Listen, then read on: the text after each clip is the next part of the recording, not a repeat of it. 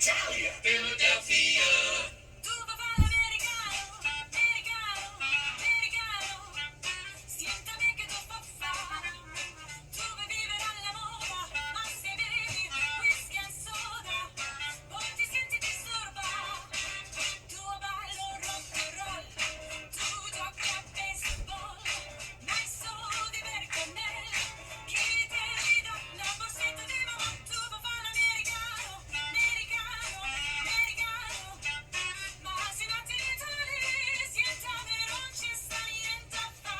Ok, Napolitan, tu papà l'americano, tu papà l'americano. Tu papà l'americano, tu papà l'americano. Friends, Romans, countrymen, and my fellow Americans, La Repubblica Americana is on air from Philadelphia, broadcasting worldwide from the cradle of American democracy. Here's Robert Petrone and Michael DePilla. Salve, I'm Rob Petrone. And I'm Mike DePilla. And this is La Repubblica Americana. where we explore how the Western world modeled the Roman Republic and how Italian culture influenced our Western heritage.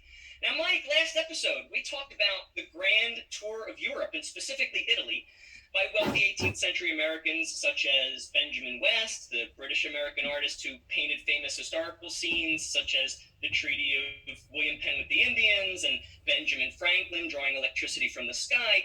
But other grand tourists also included other famous American families. Can you tell us some of those families?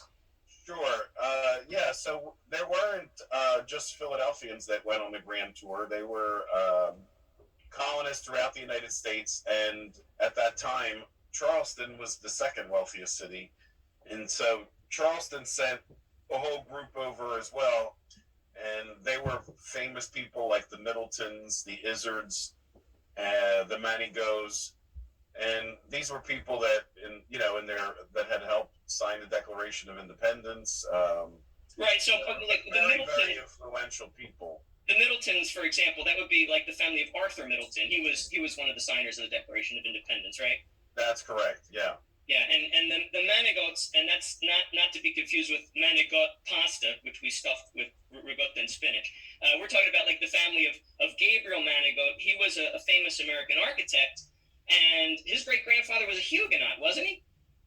Yeah, so he was a French Huguenot, and the French Huguenots were a bunch of Italian Protestants that came to Charleston, and they founded a church there, the French Huguenot Church. Interestingly, though, the first pastor, although his name was French, he was actually of Italian descent. So. How about that? And Gabriel Manigot, he married Margaret Izzard Delancey. Now, she's a Philadelphian, right? That's right. Yeah. So Charleston had a little bit of a problem in the early 1800s. The whole nation actually. There was an earthquake that occurred in the middle of the United States, and that earthquake spanned all the way from the near Midwest all the way to the coast in Charleston. So as a result, a lot of these rich Southern people evacuated Charleston, and then they ended up coming to live in Philadelphia. And there's a bunch of houses in Philadelphia in Society Hill that were former residents of these Charlestonians. Okay, and then you also mentioned the Izzards. So one of the famous Izzards would be Ralph Izzard, and so he was president pro tempore of the Senate in the 1790s. But before that, in 1776, he was actually commissioner to the court of Tuscany, which is really interesting. Now, he had a great-great-grandson, John Izzard, an American archaeologist. What did John Izzard do that might be of interest to our listeners? Yeah, so John was responsible for bringing back to the United States another bust of George Washington that was done when he was president. So Cherokee was the famous Roman sculptor that had lived in Philadelphia. He sculpted the first bust of George Washington as president, and when he did that, he sculpted him as a Roman senator. And that sculpture, the original one, actually was housed in the president's house on Market Street when George Washington was president. Of course, then it was called High Street. Right. And then it was in the foyer, so the first thing you saw when you were greeted was this bust of George Washington. He also did one of Thomas Jefferson, and that one was in the foyer of Monticello. Um, but then George Washington never wanted to pay Cherokee for his sculpture. He had asked him for $1,500 at the time. And so as a result, Cherokee just realized he wasn't making money here in the United States, and he ends up going back to Europe. But he had made a lot of these busts, and one of them filtered down to Izzard by 1815, a few years later. But in the middle of all this, the state of North Carolina decides that they wanted to commission a full-length statue commemorating George Washington as a soldier. And they decided that they were going to ask the Roman Canova to sculpt this statue in Italy, and then he would ship it to the United States. Now, Canova's interesting. He was originally the man who was to commission the first sculpture of George Washington, but unfortunately he was older, and in the 1700s they didn't think he would be able to travel across the Atlantic. So finally, by 1815, they came up with a different formula. Instead of him having to come and see George Washington live, he could use this bust to see what George Washington looked like. So this bust from Cherokee was sitting in Rome, and Canova sculpts a full-length sculpture of George Washington. It was magnificent. George as a Roman soldier in a toga with the sword, and it's sitting in the rotunda of the Capitol in North Carolina. And then a few years later, Izzard purchases this bust of George Washington, and that bust is sitting in Charleston, South Carolina. It's at the art museum there called the Gibbs. It's a great, huge bust, similar to the one Cherokee did of Minerva. It's a bust, but it's about 4 feet tall. It's really tall. Beautiful. Yeah. We talked a little bit about Giuseppe Cherokee last time, how he got stiffed by the U.S. Senate. They wanted him to create an equestrian statue of Washington, and he had made the plans to do that, but then they decided they weren't going to pay him, and so the equestrian statue never came to be. Now George Washington won't pay for the bust that poor Cherokee wants to sculpt. I mean, it's enough to make you want to kill somebody. And in fact, Cherokee almost did kill somebody. What? Tell us about that. Oh yeah, so this is a very interesting story. So Cherokee was very, very famous as a sculptor. And so not only was he sculpting in the newly formed United States, he also got a commission to go sculpt Napoleon Bonaparte. But Napoleon, of course, was not, he had crowned himself King of Italy, and the French weren't really happy with him, and there were plots to kill Napoleon, and Cherokee was behind one of these plots. So as he was sculpting him, he was sitting for his sculpturing, and apparently he was attempting to pass him some poison to kill Napoleon. Napoleon found out about all this, and he actually had Cherokee beheaded. So Cherokee ends up in the guillotine in the early 1800s. Yeah. Geez, that's something else. Now, Giuseppe Cherokee, he actually sculpted 3 busts of Washington, and they were all a little different, right? So Izzard's, as you said, is now in the museum at Charleston, South Carolina. Another is in New York City, and a third is in the White House collection, which also includes sculptures of Benjamin Franklin and Christopher Columbus, right? That's right. Yeah. So these sculptures did a lot of busts when they were here, and there is one that we have at the PAF, the Philadelphia Museum of Fine Arts, who, interestingly, Cherokee sort of co-founded along with Peale. In 1796, they had an exhibition that took place in the State House, aka Independence Hall, of famous works of art. And this was the precursor to the Museum of Fine Arts in Philadelphia. That's fascinating. Now, Sotheby's is currently selling one of Chiraki's Washington busts, isn't it? That's right. Yeah. So if we have any listeners out there who would, want to help our cause, for We mere need. 15,000, we Oh can man. have it. Of course, that's 15,000 pounds because Sotheby's is in London. Oh right. We need to monetize La Repubblica Americana so we could buy that bus. Now, yeah. So you talked about Washington being a lot of people wanting to do portraits and sculptures of Washington, and Washington famously hated to pose for portraits and sculptures. So Chiraki's work really becomes the model for a lot of artists who want to make renderings of George Washington. And Canova, as you said, he's the sculptor who sculpted the famous Venus Italica statue and the famous statue, the Three Graces. These are the daughters of Zeus, beauty, mirth, and elegance. And so Chiraki, as you said, Canova uses Chiraki's bust to make this full body sculpture of Washington. And I think I've seen that sculpture, Mike. It's like Washington seated, and he's holding he's wearing a laurel wreath, and he's holding a tablet. And you mentioned that it's so that's an interesting that tablet. So interestingly, Canova decides to depict the moment George Washington is writing his final address as president of the United States in Philadelphia.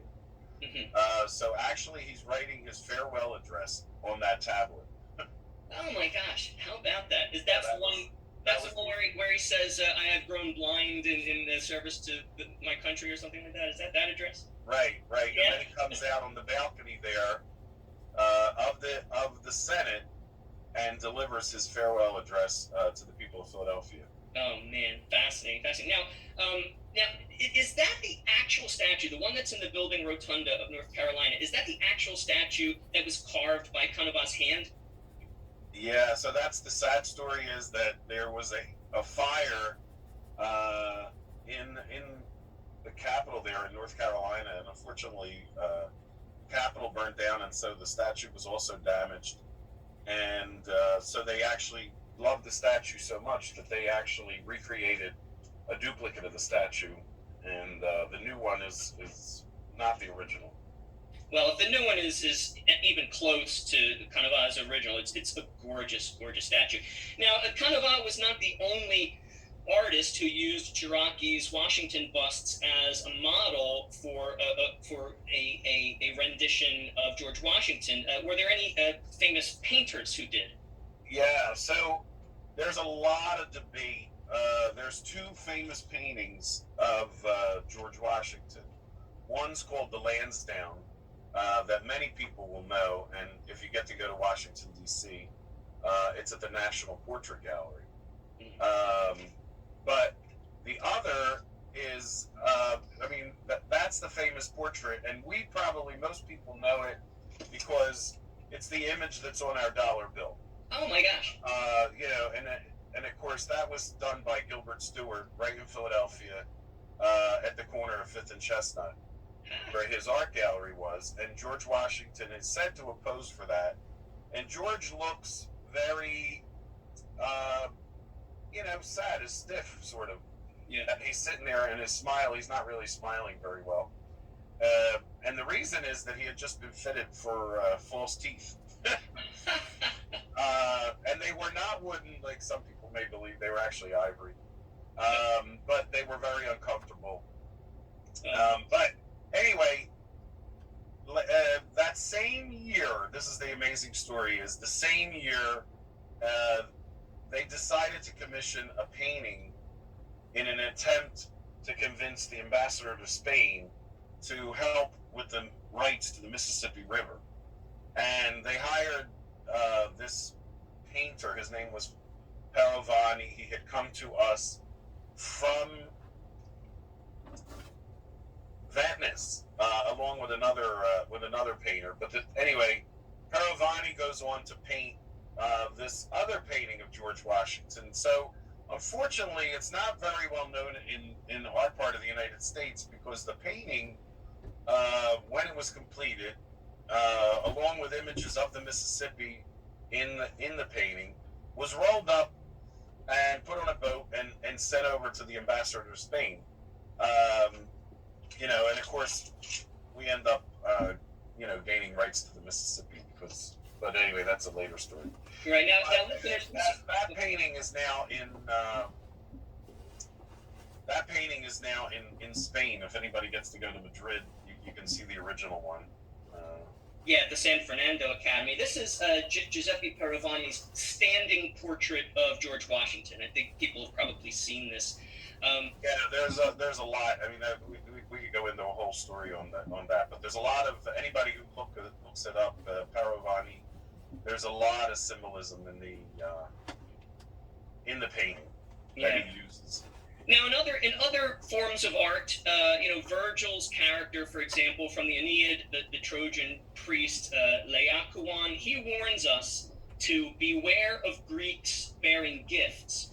But a 21st century author by the name of Carl Richard wrote a book called Greeks and Romans Bearing Gifts. Now you read this book, right? I did, and what's interesting in the book is that he does a large introduction and several chapters on Greece, but finally, when he gets to the chapter on Rome, he basically says the colonists, they look back over history and they did study the government of Greece, but they realized that the purest form of government was La Repubblica, which we've named our show after, and this is the Republic of Rome, which basically had overturned the previous monarchy, just like we overthrew the monarchy of King George III. So this is all happening, and part of the reason the colonists knew this is the Enlightenment movement, and this was a movement that occurred throughout the world, the Enlightenment movement, and it was primarily spearheaded by the Masons. And so we have a lot of Masonic symbols. Even in Philadelphia, if one looks at the cupola of Carpenter's Hall, you'll see two little symbols there. And one of them is a square upside down, and the other one is the compass for drawing circles. But these two instruments, of course, were kind of the tools of the trade of the Masons. But this Mason movement is going on with the intellectuals of Italy as well at this time, and Italy had made allies with the United States, and the first port to open in Europe to American vessels after the Revolution was actually the port of Naples. And so at this point, a lot of things happen. A new queen is crowned in Naples, Queen Carolina, and also at this time an earthquake happens to occur in southern Italy, in the Regno di Napoli. So the Regno di Napoli was the Kingdom of Naples, which later became the Due Sicilia, but it was the area that spanned from Naples all the way down into Sicily. And so as a result of that, part of that area was Calabria, and this earthquake occurs in this little town, Italian city in Calabria called Castelmonardo, which we don't know that name anymore because it ended up being renamed by the local bishop. So interesting, the local bishop, his name was Sereo, and he ends up becoming promoted to the court of Naples, and when they have to make the decision on renaming the city, they decide to name it Philadelphia. It was in an attempt to give encouragement to these poor people that had been devastated by the earthquake.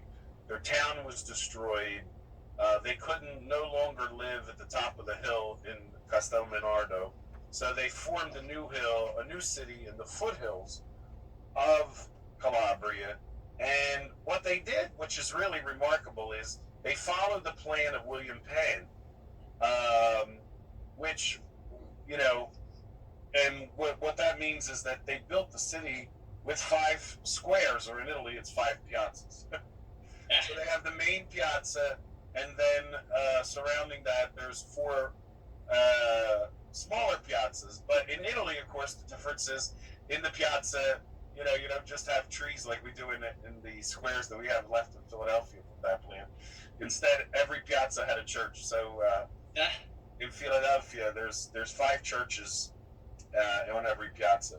in Philadelphia, Calabria. Now, my people are from Calabria, and you mentioned Naples. Your people are from Naples. And it's funny because in the intro of every episode of La Repubblica Americana, I always say that our show explores how the Western world modeled the Roman Republic and how Italian culture influenced our Western heritage. But here's an example of how the Italians modeled their architecture after that of the United States, particularly after Philadelphia, Pennsylvania. So for listeners who aren't from Philly, Philadelphia was built around 5 squares, Philadelphia, Pennsylvania. So we had Center Square, which became the site of Philadelphia City Hall. Then we had Southwest Square, which was renamed Rittenhouse Square. We had Southeast Square, which was renamed Washington Square. We had Northeast Public Square, which was renamed Franklin Square. And then we had Northwest Square, which was first renamed Logan Square. And then it was renamed Logan Circle when the streets were redesigned to accommodate motor car traffic. So that's not the only connection between Philadelphia, Calabria, and Philadelphia, Pennsylvania. So you mentioned that the Bishop of Naples, he controlled that area in Calabria, and he was connected to a man named Gaetano Filangieri. Tell us a little bit about Gaetano Filangieri. Yeah, so Gaetano Filangieri was a wealthy Neapolitan. He lived in a town called Vica Equenza, and he writes a book on laws. He was a great philosopher. And what happens is he's also corresponding with Ben Franklin. But he wrote 7 books discussing various aspects of law, and he called it La Scienza della Legislazione. And yeah, that's the science of legislation, right? Yes. But it's believed, Franklin, of course, gets to read these works, and it's believed that the writings of Filangieri are responsible for the Constitution of the United States. Yeah, Mike, it's interesting because Franklin and Filangieri, they corresponded via letter, and I've read some of these letters. And as an attorney and a lifelong student of constitutional law in particular, I found them fascinating because Franklin borrowed much of Filangieri's philosophy of law and the theory of jurisprudence from the Scienza della Legislazione, including, among other things, that certain unalienable right explicitly set forth in our Declaration of Independence, the right to the pursuit of happiness. And I say this, there's a funny scene from the television show The Sopranos where Tony Soprano says to his therapist, we're the only country in the world where the pursuit of happiness is guaranteed in writing. And then he angrily laments to her, where's my happiness then? And she responds, well, it's the pursuit that's guaranteed. And he responds, yeah, always a loophole, which I think is hilarious. Of course, he says it with much more vulgarity, but I always thought that was a very funny bit. This is all very amazing. Like, should we be surprised that the United States Declaration of Independence and the United States Constitution used ideas that came directly from Italian political theorists?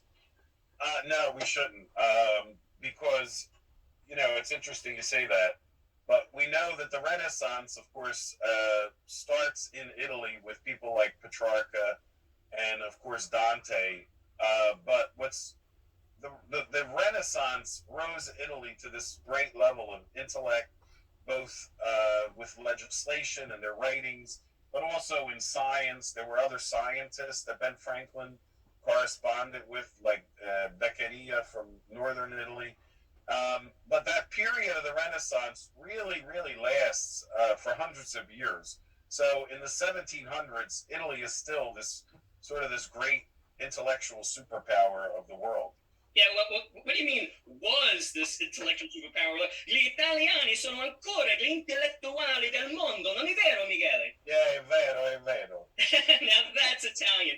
Thank you for tuning in, folks, and be sure to visit Mike DePilla and me, Rob Petrone, next time on Radio Voice Italia at La Repubblica Americana. Whiskey and soda and rock and roll.